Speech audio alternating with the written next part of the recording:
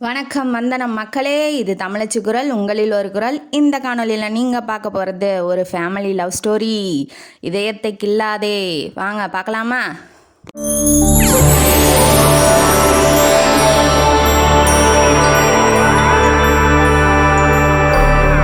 இந்த கதையோட ஆரம்பத்தில் ஒரு அழகான வீடு காமிக்கிறாங்க. அதில் ஒரு பெண் காலையில் அதிகாலை 4:30 மணிக்கு ஒரு பெண் என்ன பண்ணுறாங்க, துளசி மாடத்தை சுற்றிட்டு குளித்து முழித்து நல்லா ஃப்ரெஷ்ஷாக துளசி மாடத்தை சுற்றிட்டு வெளியில் தண்ணி தெளித்து கோலம் போட்டு உள்ள கிச்சனுக்குள்ளே போய் காஃபி போடுறாங்க. காஃபியை போட்டு தன்னோட ஹஸ்பண்ட் ரூமுக்கு போகிறாங்க. அந்த ஹஸ்பண்ட் என்ன பண்ணுறாப்புல, பேங்க்கில் மேனேஜராக இருக்கிறாப்புல. அவர் அக்கௌண்ட்ஸ் எல்லாம் பார்த்துட்ருக்காரு. ஏன் இன்னும் நீங்கள் எழுதிக்கிட்டே இருக்கிறீங்க அப்படின்னு சொல்லி இவங்க கேட்குறாங்க. ஆமாம், கொஞ்சம் வேலை இருக்குது அப்படின்னு சொல்லிட்டு அவளையே பார்த்துட்ருக்காப்புல. காலையிலே ரொமான்டிக்காக கையை பிடிச்சி இழுத்து உட்கார வச்சு உன்னை பார்த்துட்டே இருக்கலாம் போல் இருக்குது அப்படின்னு சொல்லி சொல்கிறாப்புல. அதுக்கு நான் தான் கருப்பாச்சே அப்படின்னு சொல்லி இவங்க கேட்குறாங்க. ஏன் கிளியோபட்ரா கூட தான் கருப்பு, அவங்க அழகி இல்லையா அப்படின்னு சொல்லி இவர் சொல்கிறாரு. இருந்தாலும் நீங்கள் ஒரு பேங்க் மேனேஜரு, நல்லா படிச்சிருக்கீங்க, நான் 10th வரைக்கும் தானே படிச்சிருக்கேன் அப்படின்னு சொல்லி அவங்க சொல்கிறாங்க. அதெல்லாம் அந்த காம்ப்ளெக்ஸ்லாம் உனக்கு வரக்கூடாது. எத்தனை டிகிரி முடித்தா என்ன, உன் பொறுமைக்கே பல டிகிரி கொடுக்கலாம், நீ ஒரு குடும்ப குத்து வழக்கு அப்படின்னு சொல்லி அவர் பாராட்டுறாப்புல. பாராட்டினோடனே சரி நான் எந்திரிச்சு போகிறேன், டம்ளரை கொடுங்க அப்படின்னு சொல்லி இவங்க வாங்க போகிறாங்க.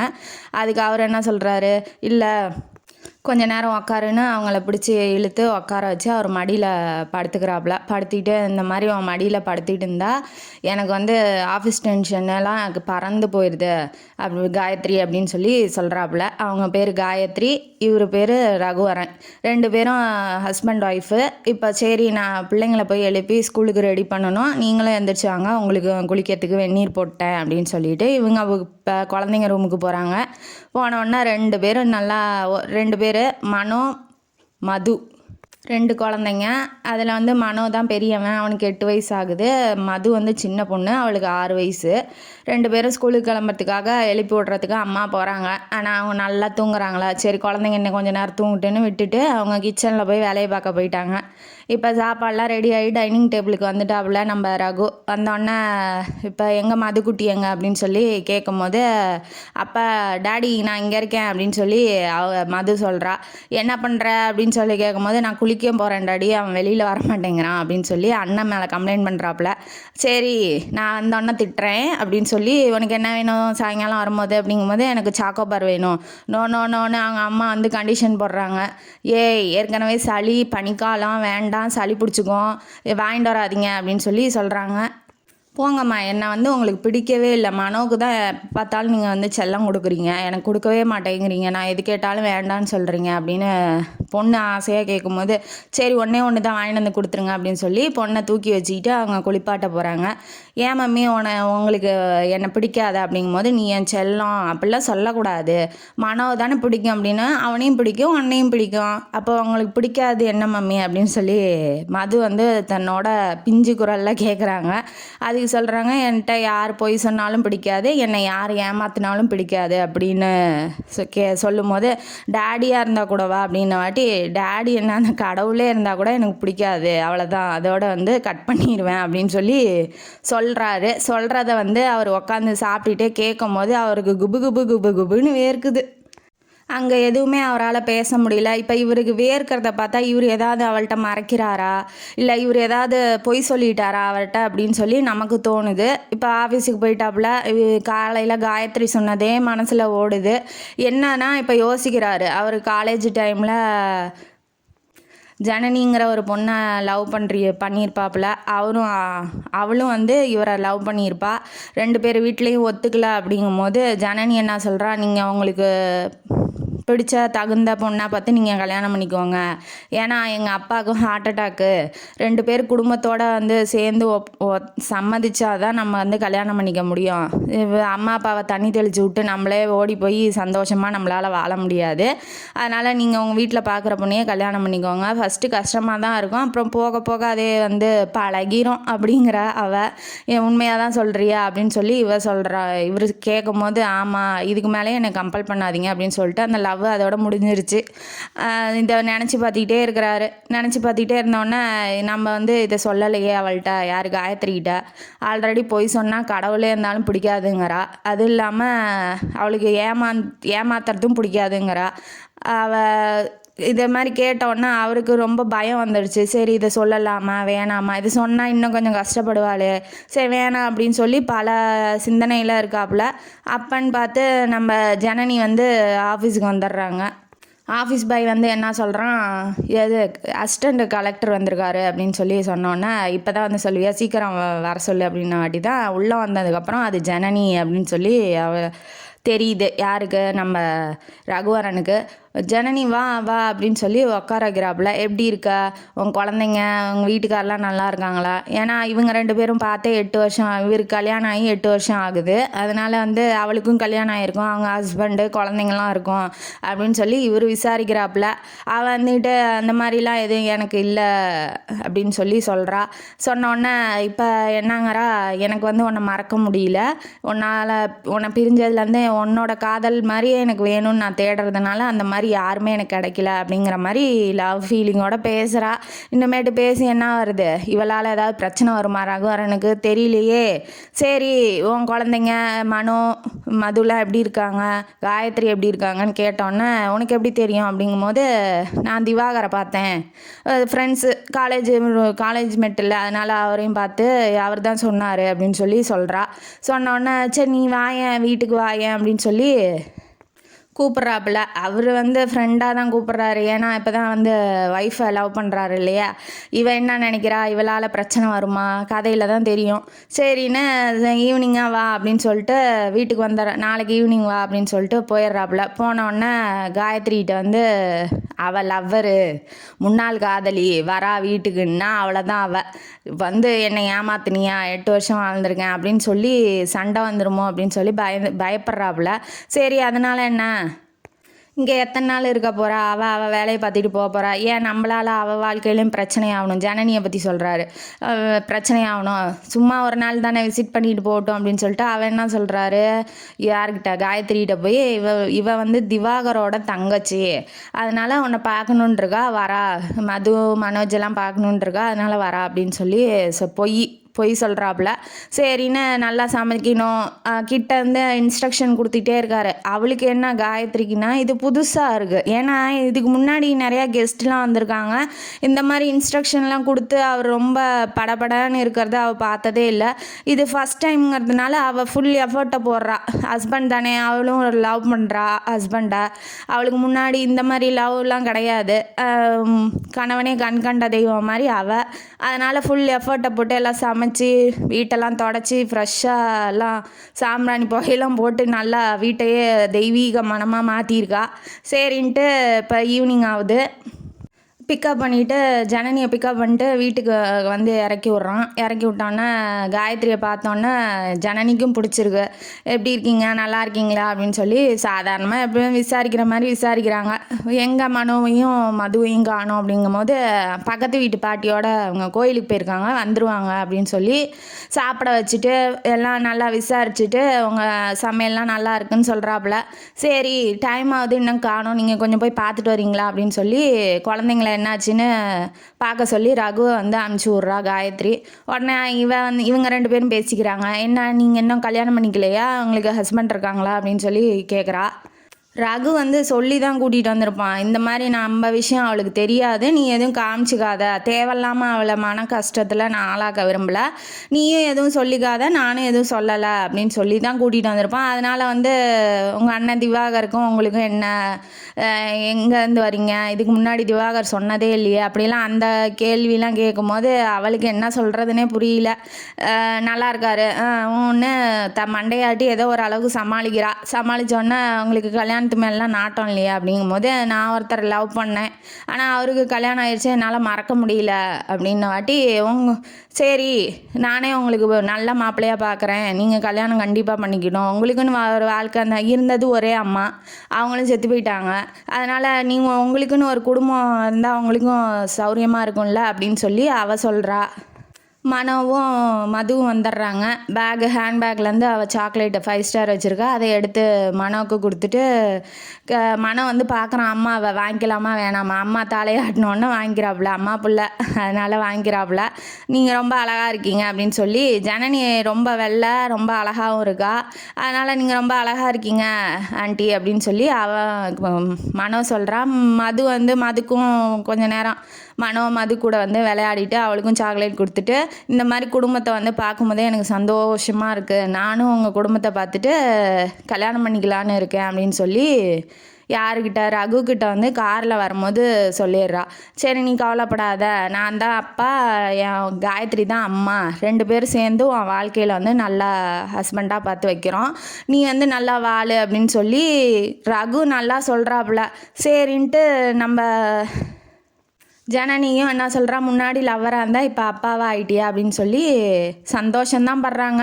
சரின்ட்டு அவளை ட்ரா பண்ணிவிட்டு வீட்டுக்கு போகிறதுக்குள்ளே அவள் என்ன கேட்குறா, திவாகர் எது பார்த்துட்டு உண்மையை சொல்லிட்டா நீ என்ன பண்ணுவ அப்படின்னு, உண்மையை நீயே சொல்லிடு, ஏன்னா அடுத்தவங்க வாயில் அவள் கேட்டு தெரிஞ்சுக்கிறத விட நீ சொல்லும் போது அவளுக்கு அவ்வளோ கஷ்டமாக இருக்காதுன்னு அவங்க சஜஷன் சொல்கிறாங்க. ஏன் தேவையில்லாமல் வாழ்க்கையில் பிரச்சனையை ஏற்படுத்திக்கணும்னு அவர் தள்ளி தள்ளி போடுறாரு. சரி சொல்லிக்கலான்ட்டு ஜனனிகிட்டையும் சொல்லிவிட்டு இப்போ வந்து ட்ராப் பண்ணுறதுக்காக போயிட்டாரா. இந்த பக்கம் திவாகர் வந்துட்டான் வீட்டை தட்ட. என்ன அதுக்குள்ளே வந்துட்டாரா ட்ராப் பண்ணிட்டு அப்படின்னு சொல்லி காயத்ரி வந்து கதவை திறக்க போகிறாங்க. என்ன திவாகர் வந்திருக்காப்புல, இப்போ தானே அவங்க தங்கச்சி வந்துட்டு போனாங்க அப்படின்னு சொல்லி இவளுக்கு ஒரே ஆச்சரியம்.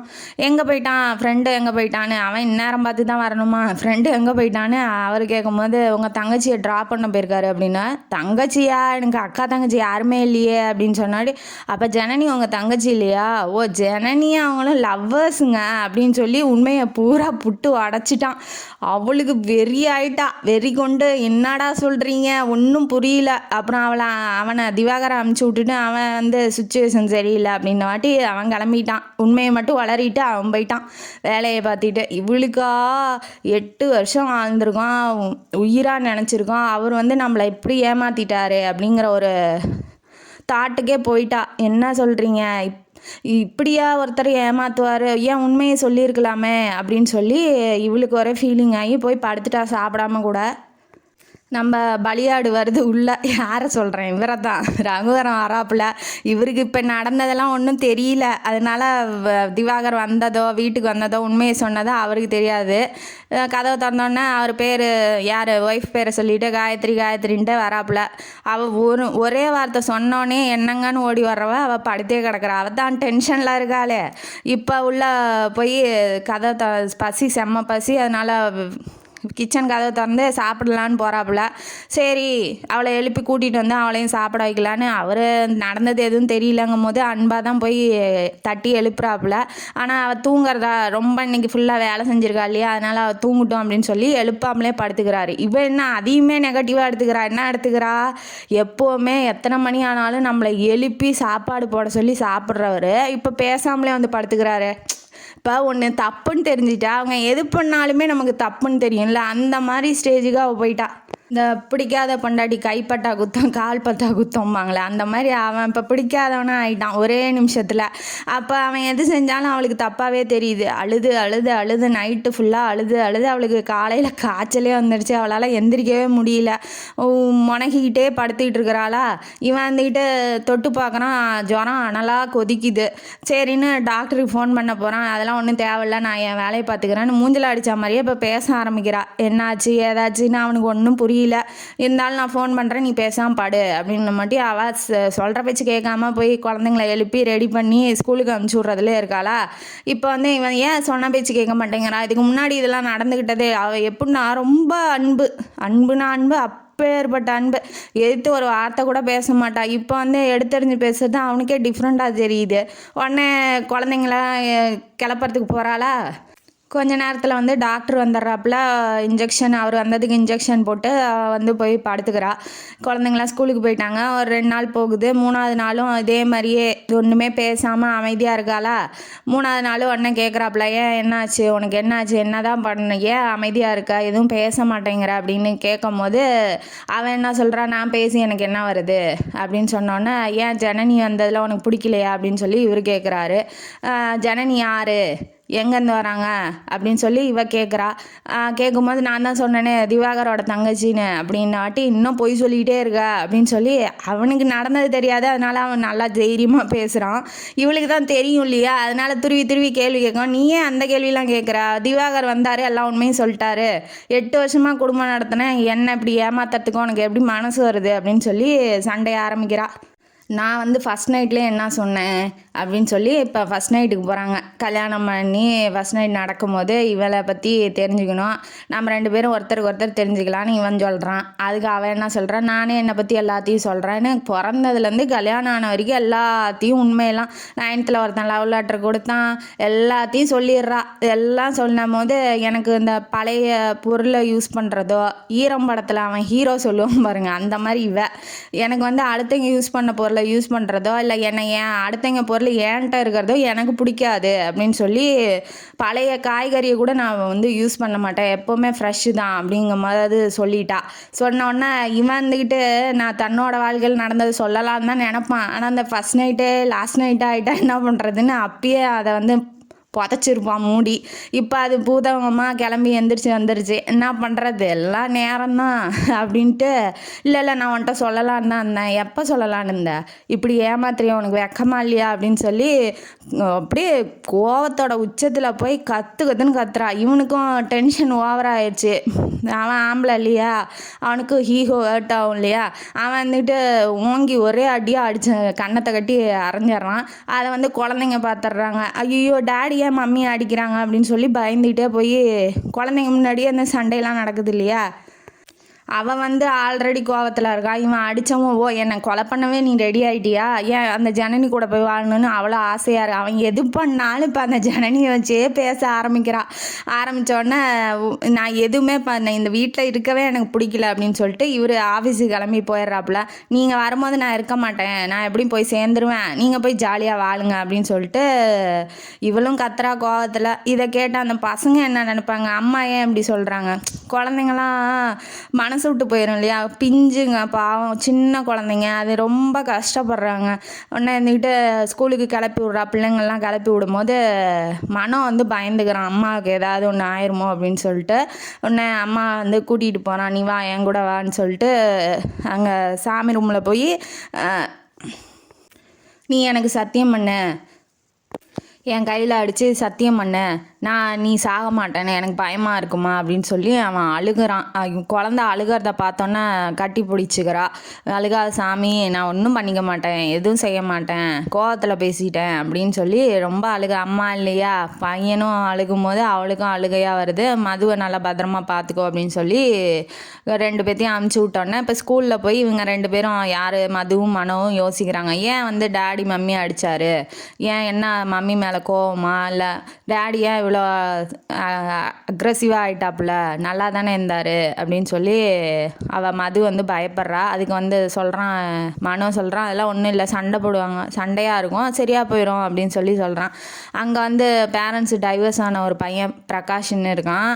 அவன் வந்து இந்த மனோவும் மதுவும் பேசிகிட்டு இருக்கிறத பார்த்துட்டு, ஆமாம் முதல்ல சண்டை போடுவாங்க, அப்புறம் வந்து பிரித்து கூட்டிகிட்டு போயிடுவாங்க, டைவர்ஸ் வாங்குவாங்க அப்படின்னு சொல்லி சொன்னோடனே இவன் மனோ என்ன நினைக்கிறான், அம்மா கூட டைவர்ஸ்ன்னு ஏதோ சொன்னாங்களே அப்படின்னு சொல்லி நினைக்கிறான். அவள் வந்து கோவத்தில் சொல்லியிருப்பா, அதையும் நினைக்கிறான். அப்போ நீயும் நானும் தனித்தனியாக பிரிஞ்சிருவோமா அப்படின்னு சொல்லி மது வந்து கேட்குறா. அந்த குழந்தைங்க எப்படிலாம் யோசிக்கிறாங்க பாருங்கள். அவன் சும்மா இல்லாமல் அந்த ஃப்ரெண்டு வேறு வந்து சொல்லிட்டானா, இது உண்மையை வந்து யதார்த்தமாக சொல்லிட்டான். அது இப்போ வந்து யோசிக்கிறாங்க, 2 பேரும் யோசிச்சுட்டு அழுதுகிட்டே, பயப்படாத மது நான் இருக்கேன் அப்படின்னு சொல்லி மனோ வந்து தங்கச்சியை ஆறுதல் படுத்துகிறான்.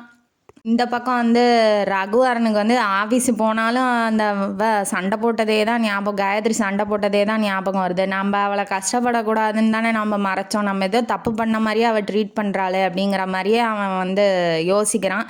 யோசிச்சுட்டே இருக்கும்போது அவங்க பெரிய பாஸ் வந்துடுறாப்புல. வந்தோடனே என்ன என்ன ரகு ஏன் இப்படி முகம் வாடி போய் கிடக்குங்கும் போது, ஒன்றும் இல்லை சார் நல்லா தான் இருக்கேன்னு மறைக்கிறான். இருந்தாலும் அவர் சொல்லும் போது அவர் வந்து வயசான ஆள், அவர் வந்து கொஞ்சம் விட்டு கொடுத்து போங்க ரகு, அப்போ தான் வந்து வாழ்க்கை நல்லாயிருக்கும் அப்படின்னு சொல்லி ஒரு அட்வைஸை போடுறாப்புல. சரி இந்த தடவை போய் அவளை சமாதானப்படுத்திடலாம் அப்படின்னு சொல்லி ஒரு 2 மாதம் சண்டையில் இப்போ தான் இன்றைக்கி தான் போய் சமாதானத்துக்கே போகிறாப்புல நம்ம ரகு. சொல்லிட்டாங்க சரி ஒரு தடவை ட்ரை பண்ணலாம் அப்படின்னு சொல்லிட்டு ட்ரை பண்ண போகிறாப்புல. இப்போ இவன் என்ன பண்ணுவான்னா, அவன் கார் வந்தோடனே பக்கத்து வீட்டுக்கு போயிடுவா. இவன் கார் போனோன்னா வீட்டுக்குள்ளே போவா. அந்த மாதிரி இப்படி ஒரு 2 மாதமாக நடந்துகிட்ருக்கு. இப்போ பக்கத்து வீட்டில் ஒரு பாட்டி இருக்காங்க இல்லையா, அவங்கள்ட்ட போயிட்டு அங்கே போய் எழுந்துக்குவா பேசிக்கிட்டு. இப்போ இவர் போனோடனே பார்த்ததை பக்கத்து வீட்டுக்கு போயிட்டா. போனோடனே வா காயத்ரி அப்படின்னு சொல்லி கூப்பிட்றாப்புல. ஏன் நான் எங்கே போனாலும் நீங்கள் விட மாட்டிங்களா, அதுக்கும் வம்பளுக்குறா. சரின்ட்டு உள்ளே போகிறாங்க 2 பேரும் வீட்டுக்குள்ளே. நடந்த எல்லாத்தையும் மன்னிச்சிரு, நான் சொல்லாமல் இருந்தது தப்பு தான், உன்னை கஷ்டப்படுத்தக்கூடாதுன்னு தான் நான் சொல்லாமல் இருந்தேன் அப்படின்ன வாட்டி 8 வருஷமாக உன்னை நம்பி வாழ்ந்திருக்கேன். இப்படி என்னை ஏமாத்துறதுக்கும் உனக்கு எப்படி வந்து அவன் எந்த தப்பும் பண்ணல, இதை மறைச்சி பொய் சொல்லிட்டான். அந்த இருந்தா நீ இப்படி சொல்லும் போது நான் சொன்னாலும் நீ நம்புவியா நம்ப மாட்டியான்னு எனக்கு தெரில. ஒவ்வொரு நாளும் சந்தேகமாக இருந்தால் என்ன பண்ணுறது, ஒரு நாள் லேட்டானா கூட நீ அதையே நினச்சிக்கிட்டு நீ ஜனனியை பார்த்துட்டு தான் வரேன்னு நீ நினச்சிக்கிட்டு வாழ்க்கைலாம் கசந்து போயிடும். அதனால் வந்து நான் சொல்லாமல் மறைச்சிட்டேன் அப்படின்னு அவன் வந்து நல்லதான் சொல்கிறான். இருந்தாலும் அவளுக்கு ஏமாத்துனது இந்த மாதிரி ஏற்கனவே நான் வாழ்க்கையில் எல்லாத்தையும் சொல்கிறேன்ல, நீங்கள் ஏன் சொல்லலை அப்படின்னு சொல்லி அதையே பிடிச்சிட்டு சண்டை இழுக்கிறா. இழுத்து இப்போ எப்படி இந்த குடும்பம் எப்படி ஆயிடுச்சு பாருங்க. ஒரு பெண் வந்து எப்படி குடும்பத்தை கொண்டு போகிறான்னு. அப்போ அன்பாக இருக்கும் போது எப்படி இருந்தது, இப்போ எப்படி இருக்குது பாருங்க. இவன் வந்துட்டு எனக்கு டைவர்ஸ் வாங்கியே ஆகணும், நான் வந்து இனிமேட்டு இந்த வீட்டில் இருக்க மாட்டேன் அப்படின்னு சொல்லி அந்த பொம்பளை பிள்ளை மது இருக்கு இல்லையா, அதையும் தூக்கிட்டு அவங்க அம்மா வீட்டுக்கு போயிடுறா. இவன் வந்துக்கிட்டு இனிமேட்டு நம்ம என்ன எல்லாமே தான் யோசித்து பார்த்துட்டோம், எல்லாமே சொல்லியும் பார்த்துட்டோம், அவன் நம்பலாங்கும் போது நம்ம என்ன பண்ணுறது, இவனுக்கும் ஈகோ இருக்கும் இல்லையா, அதனால் அவளே வரட்டும், இனிமேட்டு நம்ம போய் கெஞ்சக்கூடாதுன்னு இவனும் விட்டுட்டான். விட்டதுக்கப்புறம் மனம் வந்து அம்மா நினப்பாவே இங்கே இருக்கிறான். மதுக்கு அங்கே ஜுரமே வந்துருச்சு. அண்ணனை பார்க்கணும், டேடி வேணும் அப்படின்னு சொல்லி ரொம்ப ஜுரம், ஃபுல் ஜுரத்தில் இருக்கா. வளரிக்கிட்டே இருக்கிறா. அம்மா வந்து அதை பார்க்குறா தான், என்ன பண்ணுறது, அவளுக்கு தான் இப்போ கோபமாக இருக்கா இல்லையா, அதனால் அவளுக்கு என்ன சொன்னாலும் புத்தி வர மாட்டேங்குது. அவங்க அம்மாவும் சொல்கிறாங்க குடிகாரனாக இருந்தால் பரவாயில்ல, இப்போ டைவர்ஸ் கேட்குறா, குடிகாரனாக இருந்தால் பரவாயில்ல, வரதட்சணை கேட்குறவனா இருந்தால் பரவாயில்ல, இல்லை உன்னை அடித்து கொடுமைப்படுத்துறானா அது இருந்தாலும் பரவாயில்ல, ஏதோ அன்னைக்கு கோவத்தில் அடிச்சிட்டாப்புல, இப்போ இப்படி நல்லவரை போய் ஏண்டி இப்படி பண்ணிகிட்டு இருக்கா, குழந்தைங்க வாழ்க்கையும் இப்படி நாசம் பண்ணுற அப்படின்னு சொல்லி சொல்கிறாப்புல. அவர் என்னை ஏமாத்துனது உனக்கு பெருசாக தெரியலையா, நீ பேசாத, என்னை மனசை மாற்ற ட்ரை பண்ணாதன்னு இவங்க ஒரே பிடியில் இருக்கிறாங்க. சரின்ட்டு இப்போ லெட்ரு வருது, யாருக்கு, ரகுவுக்கு லெட்ரு வருது. அவங்க மாமியார் எழுதியிருக்காங்க, நீங்கள் வாங்க டைவர்ஸ் வரைக்கும் கோர்ட்டெல்லாம் போக வேணாம், பஞ்சாயத்துலேயே வச்சு முடிச்சுக்கலாம் அப்படின்னு சொல்லி பெரியவங்கள்லாம் பஞ்சாயத்து கூட்டியிருக்கேன், நீங்கள் வந்து அவங்க முடிவை சொல்லிவிட்டு என்னவோ அதை பார்த்துட்டு போங்க, நாங்களும் எங்கள் முடிவை சொல்கிறோம் அப்படின்னு சொல்லி, எதாக இருந்தாலும் குழந்தைங்கள மனசில் வச்சுட்டு பண்ணுங்க அப்படின்னு சொல்லி இவங்களும் சொல்கிறாங்க. சரின்னு இவன் மனோ என்ன பண்ணுறான், மனோவும் ரகுவும் நைட்டு பாடு தூங்கிட்டு இருக்கும் போது, மம்மி பார்க்கலையா டாடியே, வாங்க போகலாம் ஒரு தடவையாவது பார்த்துட்டு வரலாம், ரொம்ப நாள் ஆச்சு. அவளுமே அங்கே அழுகிறாதான், இது தேவையில்லாதுங்கிறேன், குழந்தைங்களுக்காவது விட்டு கொடுத்து போகலாம். இவ தன்னோட பிடிவாதத்திலே இருக்கிறதுனால அவளும் எதுவும் சொல்கிற மாதிரி இல்லை. இவரும் மறைச்சதும் தப்பு தான், என்ன நடக்குதோ நடந்துட்டு போகுதுன்னு சொல்லியிருக்கலாம். சரி 2 பேர் முன்னையும் தப்பு இருக்குது. கூட்டிகிட்டு போகிறேன்ப்பா, அது சாட்டர்டே வர சொல்லியிருக்காங்க, இந்த பஞ்சாயத்து கூப்பிட்ருக்காங்க இல்லையா, சரின்னு கூட்டிகிட்டு போகிறேன்ட்டு அழுகாத அப்படின்னு சொல்லி, நீயும் அவங்க அம்மா மாதிரியே நீயும் என்னை விட்டுட்டு போயிடாத, நான் அவங்க கூடயே தான் இருக்கணும் ராஜா அப்படின்னு சொல்லி கட்டி பிடிச்சி பையனை கொஞ்சிறாப்புல. அப்புறம் அவருக்கு வேறு வழி இல்லை இல்லையா, அதனால் வந்து காயத்ரியும் விட்டுட்டு ஜனனி கூடயும் போக முடியல. இப்போ காயத்ரி மேலே தான் ரொம்ப ஒய்ஃபாக இருக்கா இல்லையா, ரொம்ப அன்பு வச்சுட்டாப்புல. இப்போ ஜனனி சிங்கிளாக இருந்தால் கூட அவளோட போகிறதுக்கு இவருக்கு மனசு வரல. நல்லவராக தான் இருக்கிறாரு, பார்க்கலாம். இப்போ பஞ்சாயத்தை கூட்டிட்டாங்க. பஞ்சாயத்தில் வந்து திரும்ப ஜனனி பாடின பாட்டையே பாடுறா, இவரை ஏமாற்றிட்டாரு, இப்படி வந்து என்ன சொல்லாமல் போயிட்டாரு அப்படின்னு சொல்லி சொல்கிறா. மது வந்து டேடியை பார்த்தோன்னா ரொம்ப சந்தோஷப்பட்டுட்டு டேடியை வந்து கட்டி பிடிச்சிக்கிட்டு இருக்கா. அண்ணனை பார்த்ததும் அவளுக்கும் ரொம்ப பிடிச்சி போயிடுச்சு. 2 குடும்பமாக நல்லா இருக்காங்க. இந்த இப்போ தான் ஒத்துக்க மாட்டேங்கிறாள் காயத்ரி. அதுக்கப்புறம் என்ன கடைசியாக சொல்லுங்கள் அப்படின்னு சொல்லி, குழந்தைங்களுக்காக பாருங்கள் அப்படின்னு சொல்லி பஞ்சாயத்து தலைவர் சொல்கிறாப்புல. அதுக்கு அவன் என்ன சொல்கிறான், நான் வந்து எல்லாத்தையும் உண்மையெல்லாம் சொல்லிட்டேன், மறைச்சது தப்பு தான், அவள் கஷ்டப்படக்கூடாதுன்னு தான் மறைச்சேன், அவளுக்கு பிடிக்கலன்னா விட்டுருங்க அப்படின்னு சொல்லி இவன் சொல்கிறான். அதுக்கு நான் எவ்வளோ ட்ரை பண்ணிட்டேன்னு சொல்கிறான். அதுக்கு அவன் என்ன சொல்கிறான், வேண்டாம் இனிமேட்டு வாழ முடியாது, அத்து விட்ருங்க அப்படின்னு சொல்லி அவள் சொல்ல வரும்போதே இப்போ ஒரு லெட்ரு வருது, தந்தி மாதிரி வருது. வந்தோடனே அதை பிரித்து யார் காயத்ரிக்கு வந்து பஞ்சாயத்து நடக்கிற இடத்துலையே கொடுத்துட்டாங்க. வந்தோடனே அதை பிரித்து பார்க்குறா, அன்புள்ள அக்கா காயத்ரிக்கு அப்படின்னு சொல்லி போட்டு ஜனனி எழுதியிருக்கா. இந்த மாதிரி நீ சொன்ன இல்லையா மாப்பிள்ளை பார்க்குறேன்னு, நானே ஒரு மாப்பிள்ளையை பார்த்துக்கிட்டேன். அவர் வந்து என் கூட ட்ரைனிங்கில் இருக்கிறாப்புல. அவள் வந்து அஸ்ஸாமுக்கு போயிட்டா ட்ரைனிங்கு. அங்கேயே ஒருத்தரை வந்து பார்த்து எனக்கு பிடிச்சிருக்கு, நீங்கள் தானே எனக்கு அம்மா அப்பா, நீங்கள் தானே இப்போ பிடிக்குதா இல்லையா, எனக்கு கல்யாணம் பண்ணிக்கலாமா வேணாமான்னு நீங்கள் தான் சொல்லணும் அப்படின்னு சொல்லி அவள் லெட்டர் போட்டிருக்கா. அது இல்லாமல் முன்னாள் லவ்வர்ஸு, நான் காதலித்தது வந்து ரகுவரனை தான், காயத்ரியோட ஹஸ்பண்ட் அல்ல. அந்த உண்மையும் நான் இப்போ சொல்லிட்டேன். இந்த மாப்பிள்ளை உனக்கு பிடிச்சிருந்தா நீ சொல்லு, நான் அப்போ தான் கல்யாணம் பண்ணிக்குவேன்னு அவள் உரிமையோடு சொல்லும் போது அப்போ தான் தன்னோட தவறு என்ன, தன்னோட தப்பு என்ன அப்படின்னு சொல்லி அவள் உணர்றா. ஒரே அழுக, அப்படியே கீழே மண்டி போட்டு அழுகிறா. ஒய்ஃப் அழுகிறாளே, அது பார்த்து ஹஸ்பண்ட் எப்படி சும்மா நிற்பானா, கிட்ட வந்து என்னாச்சு காயத்ரி அப்படின்னு சொல்லி பயத்தோடு கேட்குறான். கேட்கும்போது அவள் காலில் விழுந்து அழுகிறா. என்னை மன்னிச்சிருங்க, நான் தான் தப்பாக நினச்சிட்டேன், இது என்னால் தானே உங்களுக்கு இவ்வளோ கஷ்டம். ஏன்னா அவனும் சாப்பிடாம இழைச்சி போயிருப்பா, இவனும் அவளை தானே லவ் பண்ணுறா, அதனால் வந்து இவளுமே சாப்பிடாம இழைச்சி போயிருப்பா. பார்த்தோன்னே ஒருத்தருக்கு ஒருத்தர் இந்த ஈகோனால தான் வந்து இவ்வளோ பிரச்சனை வருது. காலில் விழுந்து கெஞ்சினதை பார்த்தோன்னே அவங்க மாமியார் இருக்காருங்க இல்லையா, அம்மா யார் காயத்ரியோட அம்மா வந்து குழந்தைங்கள கூட்டிகிட்டு வீட்டுக்கு போயிடுறாங்க, எப்படின்னு சமாதானம் ஆயிடுவாங்க. பஞ்சாயத்தை பார்த்துட்டு எல்லாரும் இதுக்கு மேலே என்னத்தை போய் சொல்கிறது அப்படின்னு சொல்லி எல்லாம் கலைஞ்சி போயிடுறாங்க. இப்போ வந்து காயத்ரியை தூக்குனோன்னா மீதி இருக்கிற லெட்ரு வந்து ரகுகிட்ட என்ன சொல்கிறாங்க, நீ தானே அப்பாவை வந்து பார்த்துக்கிறேன்னு, சீக்கிரம் ரெடி பண்ணு கல்யாணத்துக்கு அப்படின்னு சொல்லி அவருக்கும் சொல்கிற மாதிரி இருந்துச்சு அந்த நியூஸு. அப்புறம் இதை படித்தோடனே காயத்ரி வந்து என்னால் நீங்கள் ரொம்ப கஷ்டப்பட்டீங்க, நான் மன்னிச்சிருங்க, வேலையாக நம்ம ஜனனிக்கு கல்யாணம் பண்ணி வைக்கணும் அப்படின்னு சொல்லி சொல்கிறா. சொன்னோடனே சரி நீ சொல்கிற மாதிரியே செஞ்சுக்கலாமா அப்படின்னு, என்னை விட்டு எங்கேயும் போயிடாத அப்படின்னு சொல்லும்போது அவளும் என்ன சொல்கிறா, நான் இனிமேட்டு எங்கேயும் போக மாட்டேன், என் குழந்தைங்க அவங்கள ரொம்ப கஷ்டப்படுத்தினேன், நான் வந்து இனிமேட்டு என் குடும்பத்தை நல்லா பார்த்துக்குவேன் அப்படின்னு சொல்லி தன்னோட தப்பை உணர்ந்து அவர்கிட்ட மன்னிப்பும் கேட்குறா. அவரும் வந்து இனிமேட்டு நான் எந்த உண்மையும் மறைக்க மாட்டேன், எல்லாத்தையும் ஒன்ட்டே சொல்லிடுறேன் அப்படின்னு சொல்லி அவரும் வந்து தப்பை உணர்ந்துக்கிறாரு. 2 பேரும் ஒன்று சேர்றாங்க. ஜனனியோனால் வந்த பிரச்சனையை ஜனனியே தீர்த்து வச்சுட்டா. இப்போ இந்த கதையிலேருந்து என்ன தெரியுது, சந்தேகங்கிற பேய் வந்துட்டா அவ்வளோதான். எதாக இருந்தாலும் உண்மையை சொல்லிடுங்க, நடக்கிறது நடக்கட்டும் அப்படின்னு சொல்லி உண்மையை சொல்லலாம். ஏன்னா திரும்ப திரும்ப ஒரு பொய் சொன்னால் அதை மறைக்க 1000 பொய் சொல்கிற மாதிரி ஆயிரும். அதனால் ஒரே உண்மை, நடக்கிறது நடக்கட்டும்னு ஜென்ஸும் சொல்லிடுங்க. லேடிஸ் என்ன பண்ணுங்க, சந்தேகப்படாதீங்க யாரையுமே. கல்யாணம் ஆனவங்க பார்த்துக்கிட்டு இருந்தால் சந்தேகப்படாமல் வாழ்க்கையில் ஒன்று சேர்ந்து நல்லா ஜாலியாக வாழுங்க, வாழ்க்கை வாழ்வதற்கே என்று சொல்லி இந்த காணொலியை நான் முடிக்கிறேன். இந்த காணொலி உங்களுக்கு பிடிச்சிருந்தா லைக் பண்ணுங்கள், ஷேர் பண்ணுங்கள், சப்ஸ்கிரைப் பண்ணுங்கள், கமெண்ட் பாக்ஸில் கமெண்ட் பண்ணுங்கள். நன்றி மக்களே.